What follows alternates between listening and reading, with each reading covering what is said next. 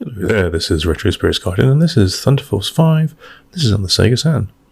And this is the shattered Sega Saturn logo, recombining itself into something which you can read. Lovely.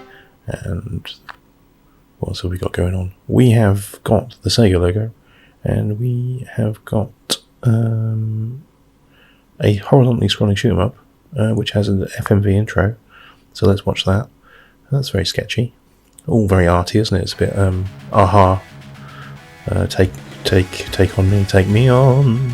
We're not singing that. We are going to listen to this heavy metal music, and we've got lots of text flashing up in front of our eyes, and lots of flashing lights,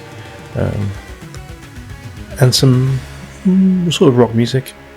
Well, that was very short, short and to the point. I don't know what the point was. Maybe the point was we've got lots of images that we need to crossfade and combine, and that was a point that was very well made. This is the title screen, and we're going to go to the options, and the options are loading, and they're in high res, which means that my capture device might freak out. Well, it's not actually my capture device, it's the FrameMeister, syncing on the FrameMeister. Oh, we can equalize the sound. I don't know why I'm looking at this. This is weird. Yeah, this is more my bag here. The game level. We're on normal. That's fine. Let's exit and let's play the game. This is a horizontally scrolling shoot 'em up in the THUNDERFORCE canon. Number 5.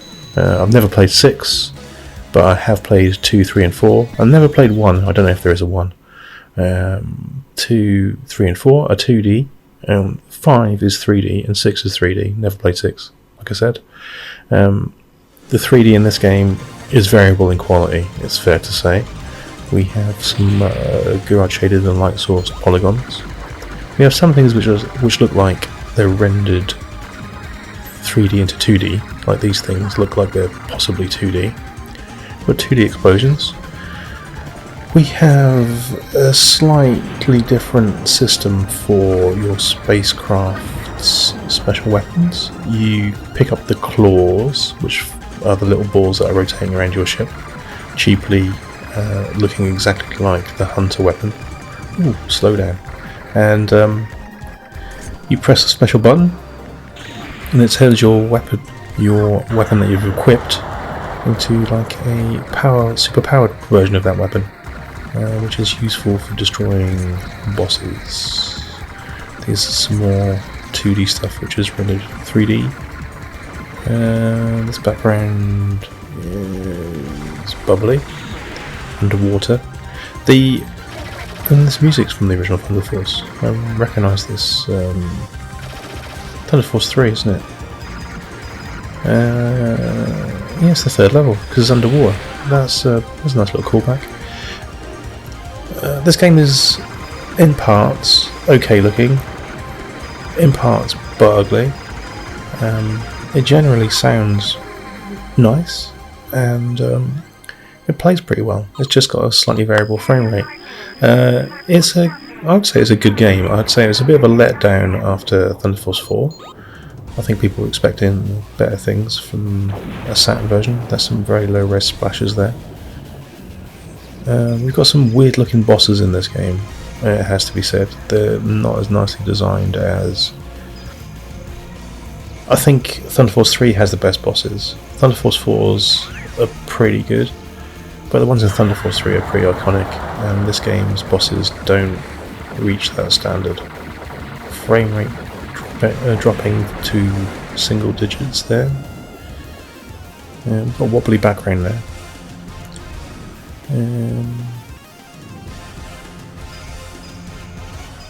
All the bosses in this game are named after heavy metal bands.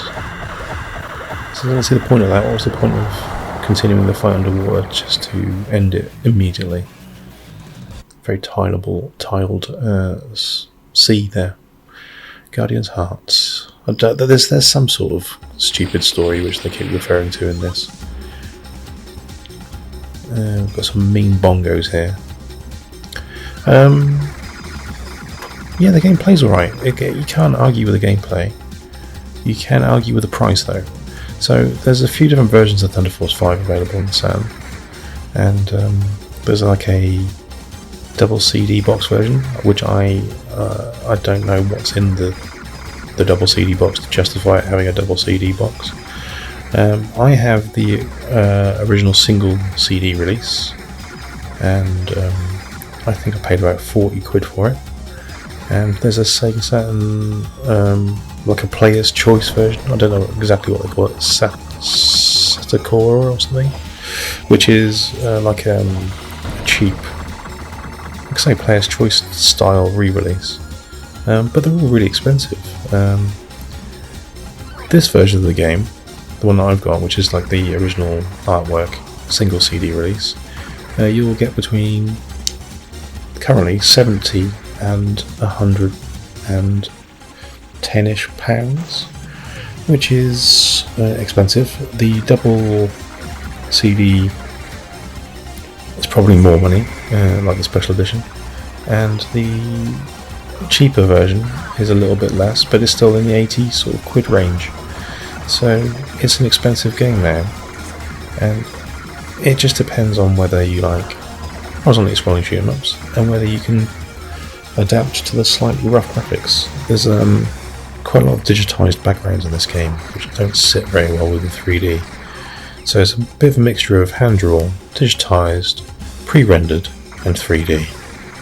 And if that doesn't sound like a recipe for disaster visually, I don't know what does. But the bongos make up for it, in my opinion. That's an absolute lie. We seem to be in a phallic forest here. The forest of 1,000 penises. Which is my favourite stage. It's not. I'm making all this up. And got the net effect in this level. It looked horrific. You can get this game on the PlayStation as well. And there is a conversation online about which version is the better version. The frame rate on the PlayStation version is apparently a bit more stable, but it's missing some graphical effects. I'm going to go out on a limb here and say that neither version is graphically particularly impressive. I've not played the PlayStation version, but if it's like this but a bit smoother, it's still not that impressive. Oh, we're going to kill Iron Maiden. This is... He's got Iron Maiden music as well. That's lovely. This is some sort of technical beast. Some of the bosses in this game are absolute pushover. Some of them are a real bitch to put down. It's all about picking the right weapon to kill the bosses. See that? There's just blood everywhere. There's a bloodbath. That was an absolute shocker. He didn't last 10 seconds. He got what he deserved, essentially, just by showing his face. You don't step to me and expect to come out of that situation alive. Not when I've got freeway. I'm trying to do some sort of gangstery thing there. Didn't come off very well, did it? Rob De Niro does it better. I think you'll agree. I think we can all agree that. I just died there and lost my nice weapon. That's a shame. This background's got multiple layers of parallel scrolling hidden underneath a Mode 7 floor, which is just really noisy. The problem with having 3D graphics in the Sega Saturn era was you just don't have the definition that you get from sprites.